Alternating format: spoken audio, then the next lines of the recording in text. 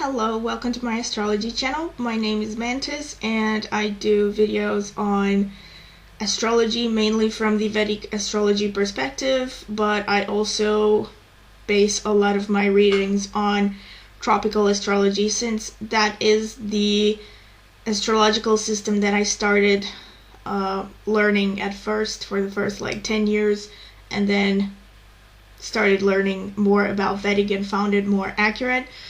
If you are interested in a personal consultation, please email me at the email address that I will write in the video description. Also, if you like this video and you would like to see more videos on astrological topics, don't forget to like and subscribe and give the hit the notifications bell so that you will see when I post the next video. And that's it. Thank you for your attention and thank you for the people who have subscribed so far. So without further ado, let me get into it. Today I thought about making a video in continuation with a series that I started some time ago, actually many months ago, namely connected to the partner archetype in the natal chart. And I figured that I would start talking about ruler of the 7th house. The 7th house through signs, and each planet as the ruler of the 7th house and what that means, what that translates into in terms of what you are attracted to in a partner, the kind of partner that you tend to attract, the kind of partner that you tend to end up with. Now, bear in mind that the subject of the 7th house ruler can have many interpretations. I will mainly focus on what the 7th house ruler means in terms of the kind of partner archetype that you attract and that you will be attracted to. So there might be other interpretations, but I won't get into those, because the 7th house stands for many things, not just your partner archetype. And also, as I go through this, bear in mind that there are many aspects to consider within the natal chart with regards to figuring out the partner archetype of a person. You might want to check out this other video that I did a long time ago about the dark arca, and different planets as dark arca, because the dark arca is probably one of the most important aspects with regards to the kind of person that you're gonna end up with in relationships, or the partner archetypes that you attract in life. So, and another thing that you would have to bear in mind, like I do mention in the comment in the video description for pretty much every video, is don't forget that I use sidereal zodiac and the whole sign house system. So I'm talking from that perspective. So that's what I wanted to say as an introduction. So let me get straight into the descriptions. I will start enumerating the 7th house lord in the natural order of the ascendants. So I will start with, again, ascendant in Aries, because Aries is the first. So I will start by describing Venus as the ruler of the 7th house. So Venus rules the 7th house for ascendant in Aries and ascendant in Scorpio. So what does it mean to have Venus as the ruler of the 7th house? So in general, and this is for both Aries and Scorpio ascendants, Venus as the ruler of 7th house means that you will attract an artistic, diplomatic, most likely intellectual spouse. They will also tend to be good looking, and this is regardless of whether you're a man or a woman. Also, regardless of whether you're a man or a woman, they will tend to be balanced, compromising. They will want to maintain peace and harmony in the relationship. And they will they will generally have a pleasant speaking voice. So they can be very persuasive. They can be good at negotiations. So, and they can also be very good at making money in a step-by-step sort of way. Now, more specifically, when 7th house is in Taurus, which means that your ascendant is in Scorpio, it can show a spouse who is a good cook, will love nature, will love any kind of art form that has to do with nature, like pottery, glass manufacturing, glass art, and painting, photography, gardening, landscaping, things like that.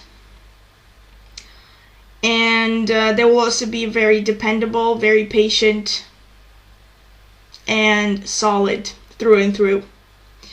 If the 7th house is in Libra, your partner is going to be more on the intellectual side, a bit more than Taurus. So, by the way, this means that your ascendant is in Aries. So if your 7th house is in Libra, your spouse will be interested in things like writing, like poetry, law to some extent, because they will be interested in the idea of justice and balance. They will be very likely to be in some kind of an intellectual profession, anything that involves being diplomatic, being good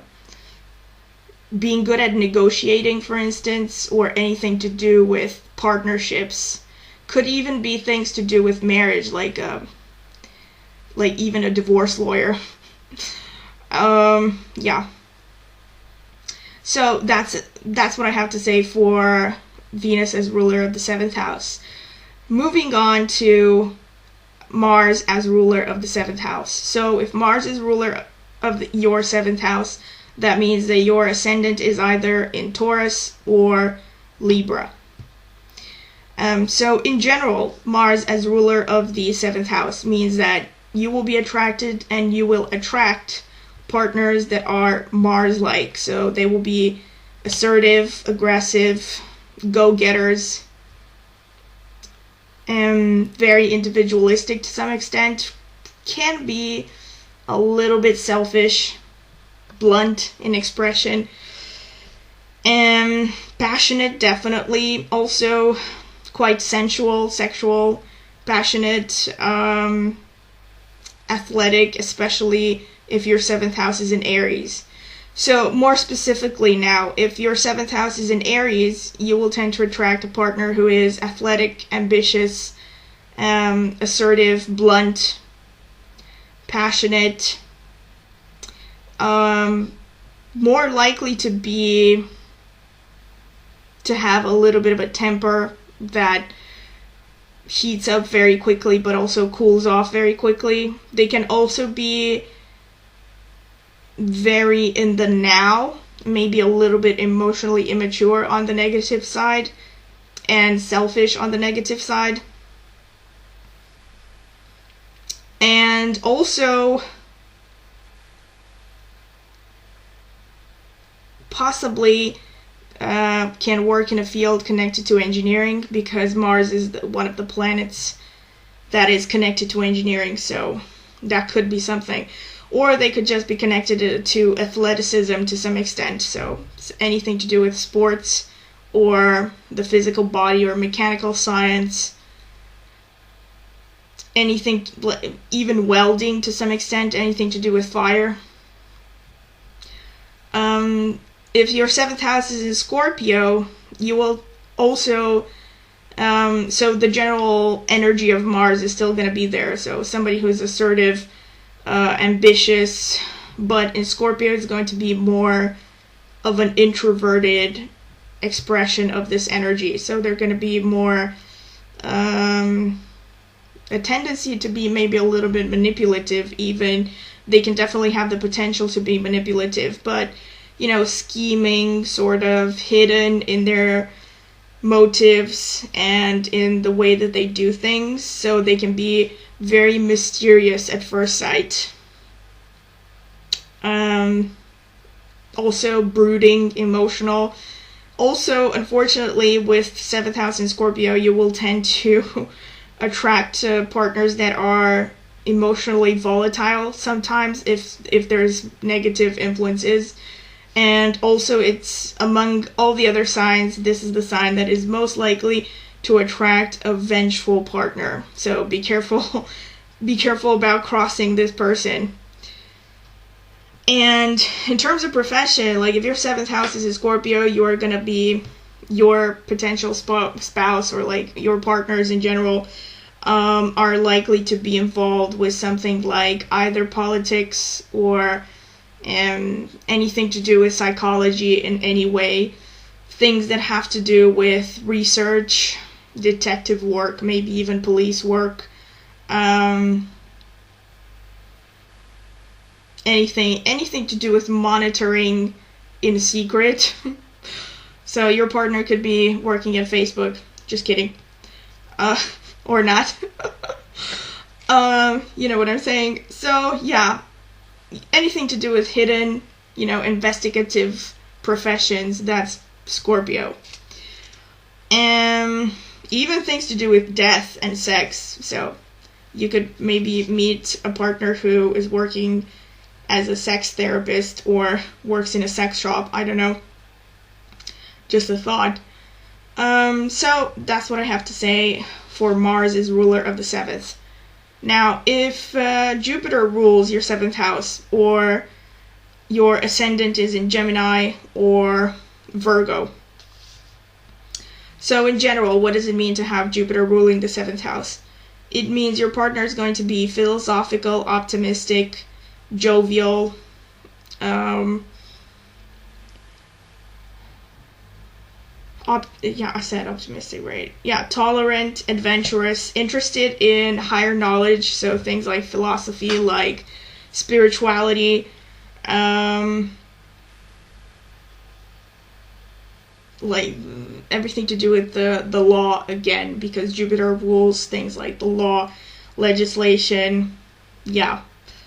More specifically, if your 7th house is in Sagittarius, you're going to be attracted to, and you're going to attract somebody who is extroverted, outdoorsy, adventurous. So they're going to enjoy a lot of outdoors activities, exploring, traveling, philosophy, reading about philosophy, and all kinds of religious systems as well. But they're going to be interested in religion more from a purely intellectual point of view, or they're going to be interested more with abstract things rather than the actual feeling of faith and strictly following religious rules.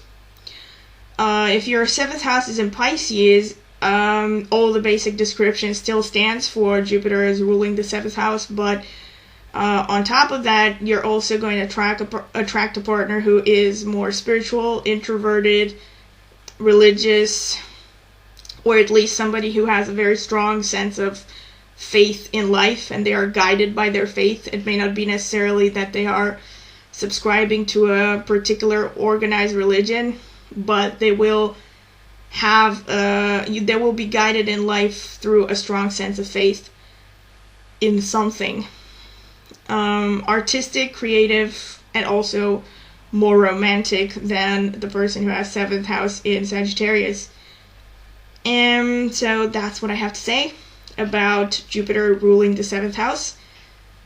So if your 7th house ruler is Saturn, meaning your ascendant is in Cancer or in Leo, your spouse or the person that you're going to attract and you are attracted to is going to be mature-minded, serious.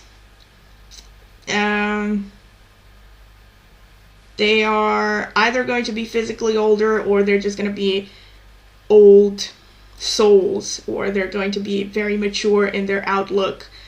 Hardworking, dependable, reliable, but also a little bit, let's say, less expressive in terms of how they feel, so they can be more difficult to understand, and they might even feel a bit emotionally cold at times, and they might take a while to open up to you. Also, one thing that I can say for Saturn as ruler of the 7th house is that it causes a so-called delay in marriage, according to the Vedic texts, which means that you will tend to get married after the average age of marriage in your culture. So for those of us in the Western world, this can mean somewhere after the age of 35. So it doesn't really mean that, I don't know, if you try to get married, there's going to be a bolt of lightning striking you in the forehead. But what it does mean is it is actually recommended for you to get married late, especially with those who have Ascendant in Cancer, so they have 7th house in Capricorn. But also with those with the Ascendant in Leo as well. It is recommended that they get married late, because if they don't, they're not going to be mature enough, and they might make a mistake, and it usually ends up in divorce. One famous example is Angelina Jolie, who has Ascendant in Cancer, and yeah, she was married a lot of times. So I don't know, she might have other configurations in her chart that simply show that marriage is bad for her. So yeah, but so again, this is one aspect to see in a chart. So in order to really see a serious delay in marriage, you have to look for more than just 7th ruler being Saturn. There are some other configurations. I might do a video on that at some point. So more specifically, if 7th house is in Capricorn, again, all of the things that I mentioned before for Saturn as the ruler apply, but even more so, it shows a partner who is very career driven, very dependable, financially stable, thrifty, but also very emotionally inhibited. So they could be very cheap when it comes to showing affection. And also they can be pretty cheap in general, because Saturn is about working hard for the money. But on the plus side, they are very dependable. And also 7th house ruler in Capricorn, 7th house in Capricorn shows a really long-lasting relationship in general, or that you tend to stick to long-term monogamous relationships. If 7th house is in Aquarius, remember that in Aquarius, the sign of Aquarius is co-ruled by Rahu, which adds a little bit of a twist to this seventh house ruler, meaning your husband is not just going to be all the things ruled by Saturn, but also the touch of Rahu will make them eccentric, unusual, very likely an intellectual. If there are other configurations, can even go as far as saying that they are a mad scientist or obsessive person, an obsessive personality.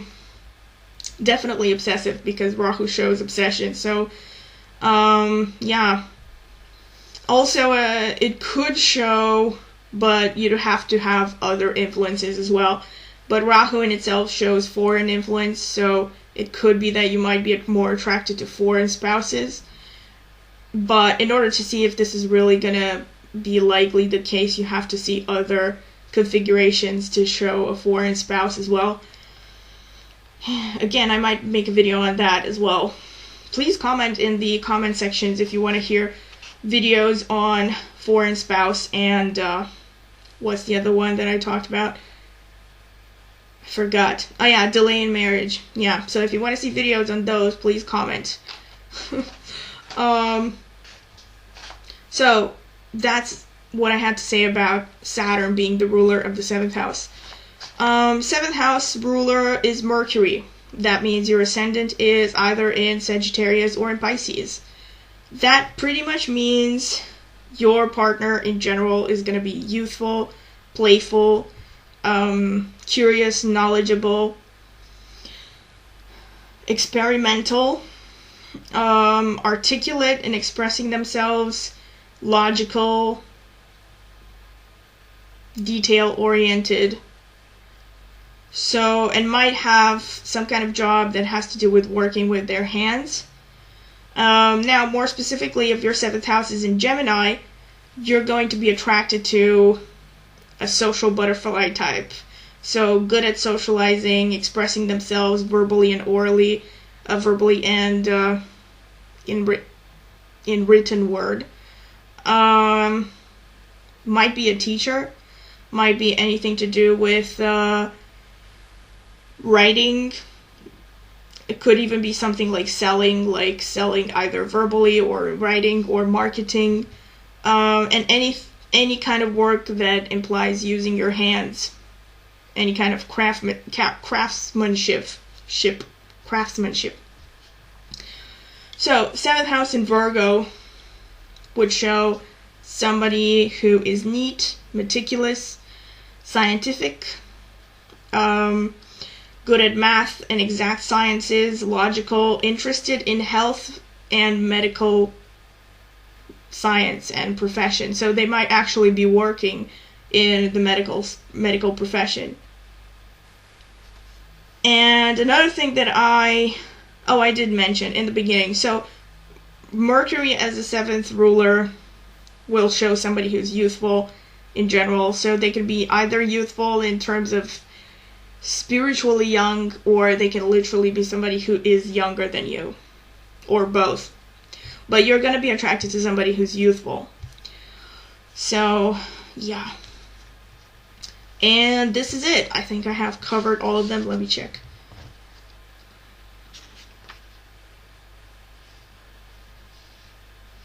Actually, no, I have not covered all of them, right?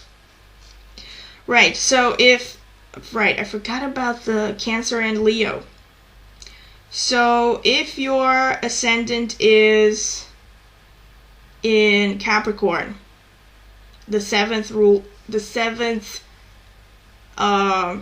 ruler is going to be Moon. So if the 7th ruler is the Moon, that means that you're going to be attracted to somebody who is emotional, sensitive, artistic, creative, imaginative, a bit of a homebody as well.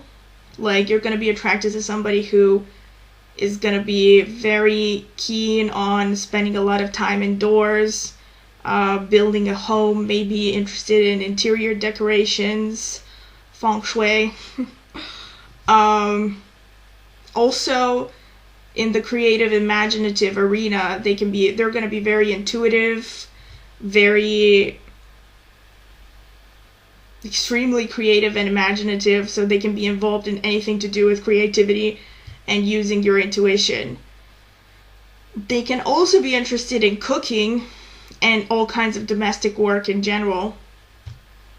And they're also going to be attentive to your needs and mothering and nurturing. So that's pretty good. So yeah, that's pretty much as I can think about. They might also, be connected to some kind of profession like catering, cooking, anything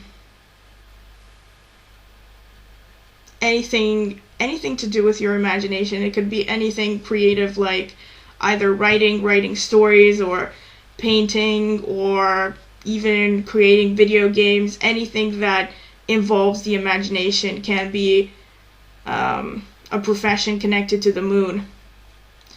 So the Sun as the ruler of the 7th house, that means your ascendant is in Aquarius. So if the Sun rules your 7th house, you're going to be attracted to somebody who is very prideful, a little bit egotistical, definitely quite egocentric, and individualistic. So yeah, they're going to be more interested in being the forefront of everything in their lives, whereas you're going to be more comfortable being the weirdo on the sidelines or like just mingling with the crowd, whereas your partner is going to be the one who wants to stand up and shine and get a lot of attention. They can also be they're also going to be very interested in having children, or anything to do with child-related activities. So they might be involved in teaching again, or things like anything to do with children. Kindergarten teacher, I don't know, puppet master. Anything to do with children can be something that you're going to see with the sun ruling the 7th house. And let me think. They're also going to be very expressive in general, like loud speaking, attracting a lot of attention, stylish, coquettish if this is a woman. Good speakers, good front speakers, powerful personality. Also a little bit athletic, but not too much. They're going to be athletic in the sense that they want to keep fit, but maybe not so much interested in actual athletic competitions. And yeah. Or they could be involved in politics or acting. Anything that implies speaking to a crowd, or motivational speaker, I guess. Yeah. And that's about it. So yeah, that's about all I can say. I hope I didn't miss out. Like, let me think. Let me go through the whole thing. So I spoke about Sun, Moon, Mercury, Saturn, Jupiter, and Mars and Venus. Right, 7 planets. So I did cover all of them. This is a general description, as you may have noticed. I don't have any examples because already this is going to be a really long video, and I don't think that it's so relevant to speak of examples for each of these cases. I might go into examples in future videos that I make on partner archetypes, because these are really general descriptions. They are insightful, however, they are not to be taken as, you know, the sole influence,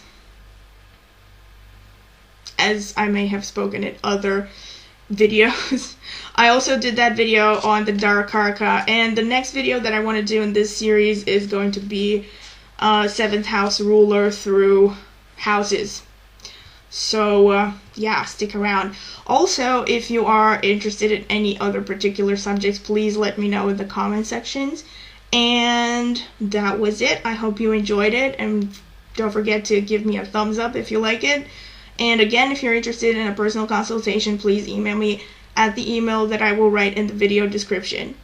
And that's it. Thank you.